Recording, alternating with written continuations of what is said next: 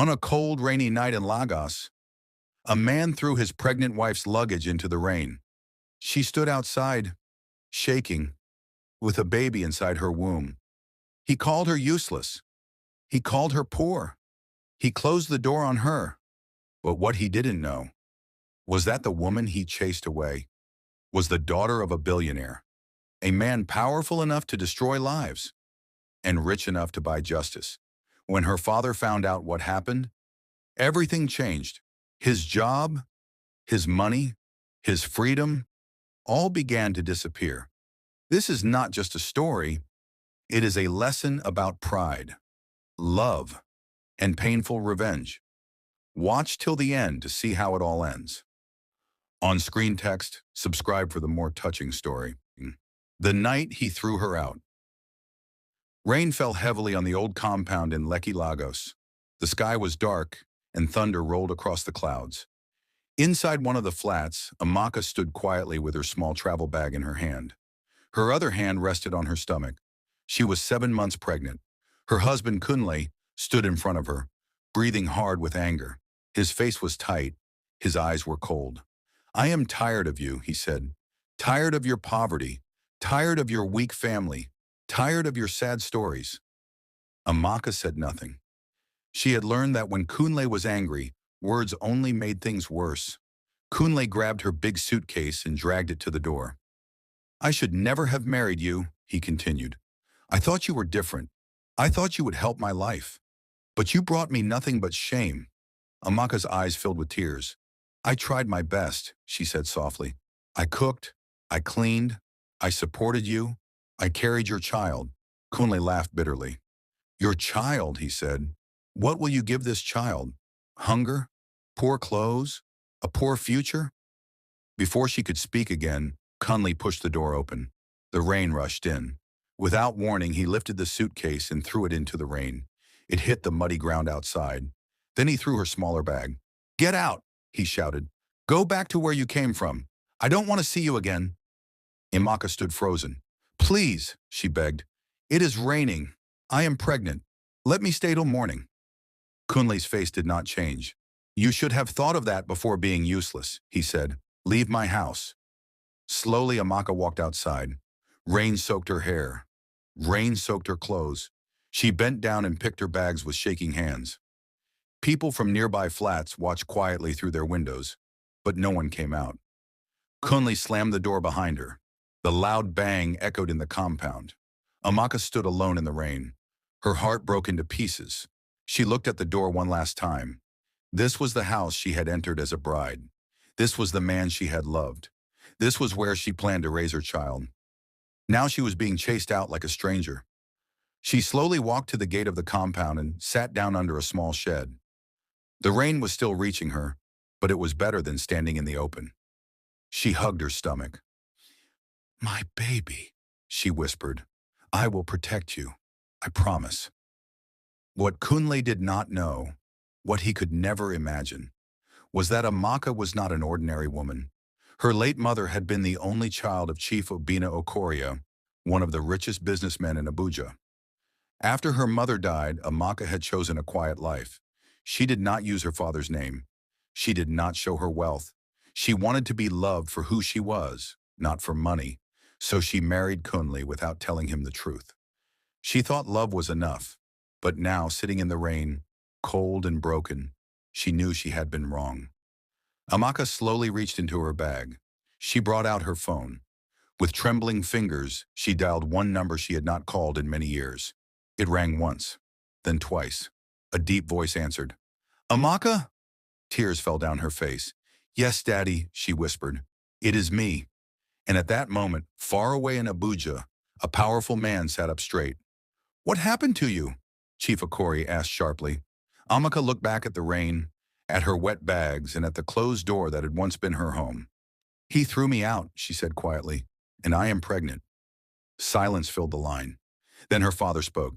"Stay where you are," he said. "I am coming." The billionaire father arrives. The rain was still falling when Amaka ended the call. Her hands were shaking. Her clothes were wet. Her body was cold. But her heart was no longer empty. For the first time since Kunle threw her out, She felt a small light of hope. She sat under the small shed near the gate, holding her stomach. "My baby," she whispered, "your grandfather is coming." She did not know how long it would take, but she trusted her father. Chief Obinna Okoria was not an ordinary man. He owned oil companies, hotels, and shipping businesses across Nigeria. People feared him, politicians respected him, and he loved his daughter more than anything. Inside Kunle's flat, Kunle walked around angrily. "She thinks she can suffer me," he said to himself. "She will go back to her poor family and beg me to take her back." He did not know that the phone call she made had already changed his life forever. About 2 hours later, black SUVs drove into the compound, one after another. The rain had slowed, but the sound of the engines was loud. People began to peep from their windows. "Who is that?" someone whispered. The cars stopped in front of the compound. 4 tall men in black suits came down first. They looked serious. They looked dangerous. Then a 5th car opened. A man with gray hair and sharp eyes stepped out.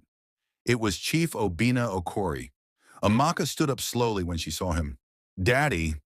He rushed to her and held her carefully. "Look at you," he said, his voice shaking with anger and pain. "You are soaked. You are pregnant. And you were left outside like this?" Amaka could not hold back her tears anymore. She cried on his chest.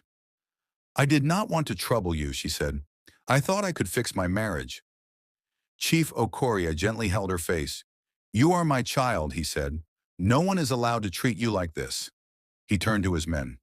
"Bring her bag," he ordered. "Get her into the car." One of the men picked up her luggage. Another opened the door of the SUV. Amaka was helped inside. But Chief Okori was not done. He walked slowly to Kunle's door. He knocked. Hard. Kunle opened the door. When he saw the men in the big cars, his eyes widened. "Yes?" Kunle asked, confused. Chief Okori looked at him. "Are you the man who threw my pregnant daughter into the rain?" Kunle laughed nervously. "Your daughter," he said. "Sir, you must be joking. My wife is from a poor family." Chief Okori's eyes turned dark. "You married Amaka Okori," he said, "the only daughter of Obinna Okori." Kunle's heart dropped. That is not possible," he stammered. But the look on the man's face told him it was very real. "You will soon understand what you have done," Chief Okori said quietly. Then he turned and walked back to the cars. Kunle stood there, shaking. He had no idea that his life was about to fall apart. When Kunle begins to lose everything. The black SUVs drove away from the compound carrying Amaka and her father. Kunle stood at his doorway, watching them disappear. His heart was beating fast. "Billionaire's daughter?" he whispered. "It must be a lie." He tried to laugh it off, but fear had already entered his chest. That night, Kunle could not sleep. The next morning, he went to work as usual. Kunle worked at a small construction company in Victoria Island. He was hoping to get a big promotion. As he walked into the office, he noticed something strange. People were whispering. Some looked at him and quickly turned away. Before he could sit down, his manager called him. "Kunle," the man said, his voice cold. "Come to my office now." Kunle walked in, confused. The manager closed the door. "I just got a call from our investors," he said. "They said we should end all contracts with you." Kunle's eyes widened. "Sir, what did I do?" The manager sighed. "Someone very powerful complained about you. They said you treated a pregnant woman badly." Kunle's knees felt weak. "Who?" he asked. "I don't know," the man replied. "But this person controls many businesses. I'm sorry. You are fired." Kunle walked out of the office in shock. Outside, his phone rang. It was his landlord. "Kunle," the man said angrily, "your rent has been canceled. You must leave the flat by tomorrow." "Why?" Kunle shouted. "I was told you are no longer welcome there," the landlord said and hung up. Kunle felt dizzy. Then his bank sent a message. Account frozen. "What is happening?" Kunle cried. At the same time, in a private hospital in Abuja, Amaka was resting in a clean bed. Her father sat beside her. "No one will hurt you again," Chief Okori said. "I will make sure that man learns a lesson he will never forget." Amaka looked worried. "I do not want him to suffer too much," she said softly. "I just want peace." Chief Okori shook his head. He must understand what he did. Some people only learn through pain. Back in Lagos, Kunle returned to his flat. The power had been cut. The water was gone. He sat on the floor holding his head. "This is her doing," he whispered. "Amaka did this." Fear filled his heart. For the first time, Kunle realized something terrible. The woman he threw into the rain was now the one holding his future. Kunle goes to beg. Kunle did not sleep that night. His room was dark.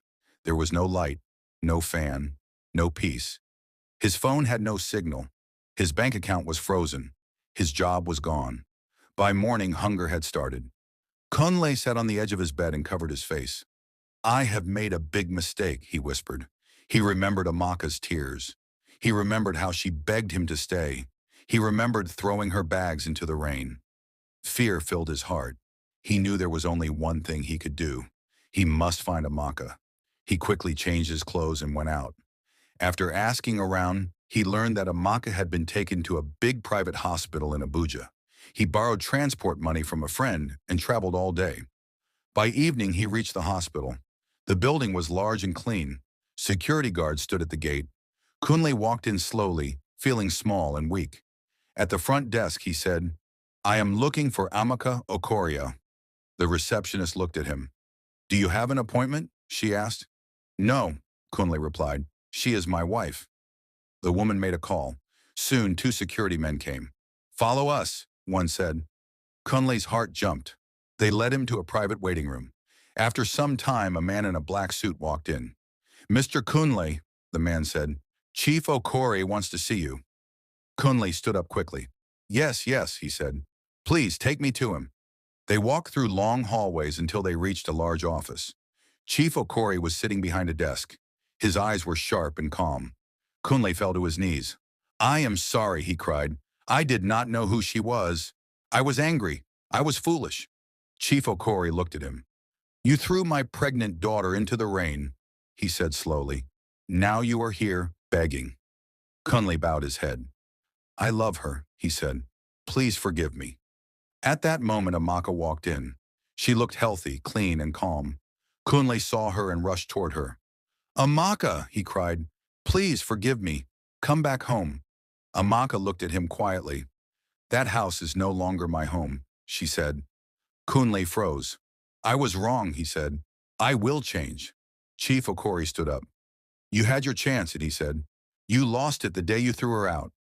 Kunle's whole body shook. "Please," he begged again. But Amaka turned away. "I need peace," she said softly. "Not fear." Kunle knew then. His life would never be the same.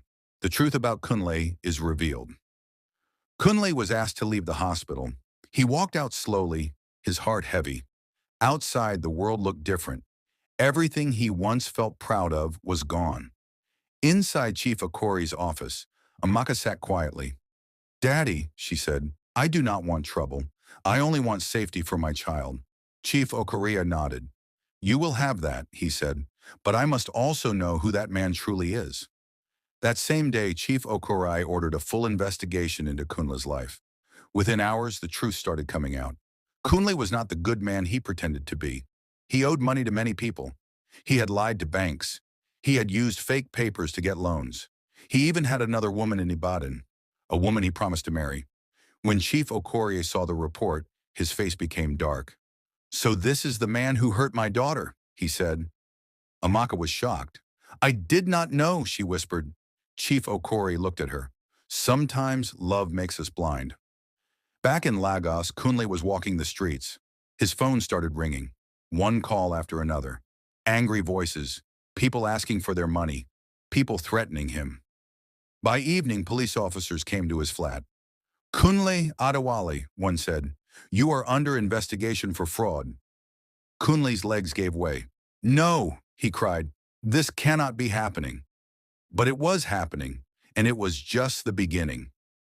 At the hospital, Amaka placed her hand on her stomach. "My child," she whispered, "your father made bad choices." But she also knew something else. Her life was no longer in danger. Her child would be born into safety and love, and the man who once treated her like nothing was now losing everything. Kunle sat inside a small police cell in Lagos. The walls were cold, the air was heavy. His mind kept going back to one moment. The night he threw Amaka's bags into the rain. If only I had not done that, he whispered. But regret came too late. The police brought him out for questioning. Kunle Adewale, the officer said, you are being charged for fraud, unpaid debts, and false documents. Kunle shook his head. I did not mean to cheat anyone, he cried. I was just trying to survive.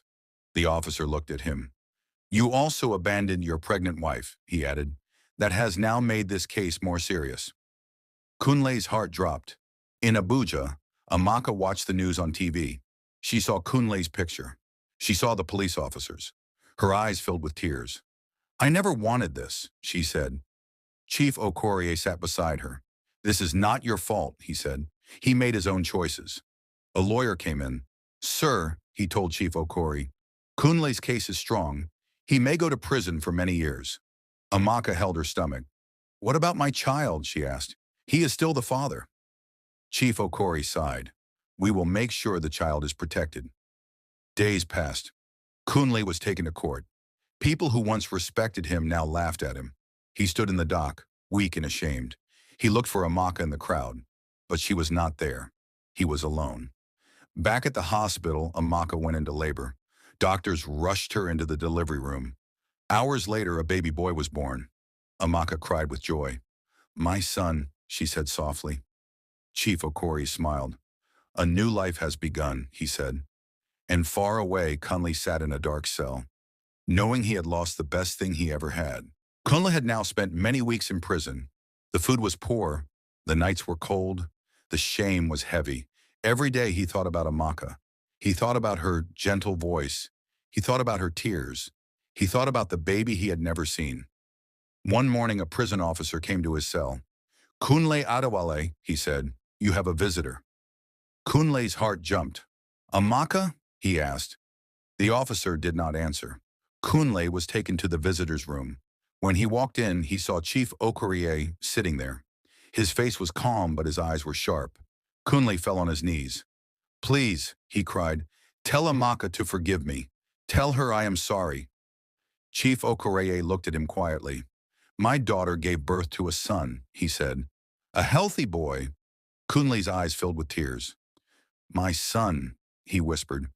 Yes, Chief Okorie replied, but you were not there. You chose anger instead of love. Kunle covered his face. I was foolish, he said. I did not know what I had. Chief Okorie leaned forward. Amaka does not want revenge, he said. She wants peace. Kunle looked up with hope. Then will she see me? He asked. Chief Okorie shook his head. Not now, he said. You must first change your heart. Kunle's shoulders dropped. Before leaving, Chief Okorie added, if you truly love her, let her be free. The words cut deep. Kunle watched as the old man walked away. For the first time he understood. He did not lose Amaka because of her father. He lost her because of his own pride. 6 months passed. The sun was bright over a beautiful house in Abuja. Inside the house, Amaka sat on a soft chair, holding her baby boy. She smiled as she watched him sleep. She named him Chinedu. God has given me a new beginning, she whispered. Chief Okorie walked in and looked at his grandson. This child will grow in love, he said. No one will ever make him feel small. Amaka's heart was peaceful. She had a safe home. She had support. She had a future. Far away, Kunle sat quietly in prison. He had lost everything. But he had learned something important. You do not throw away what you love. You do not treat people badly and expect blessings. One day he received a letter. It was from Amaka. It did not carry anger. It did not carry hate. It only said, I forgive you, but I must walk a different path now. Take care of yourself. Kunle cried, but this time they were not angry tears. They were tears of understanding. And so, the woman he once threw into the rain became a queen in her father's house, and the man who treated her like nothing learned the true price of pride.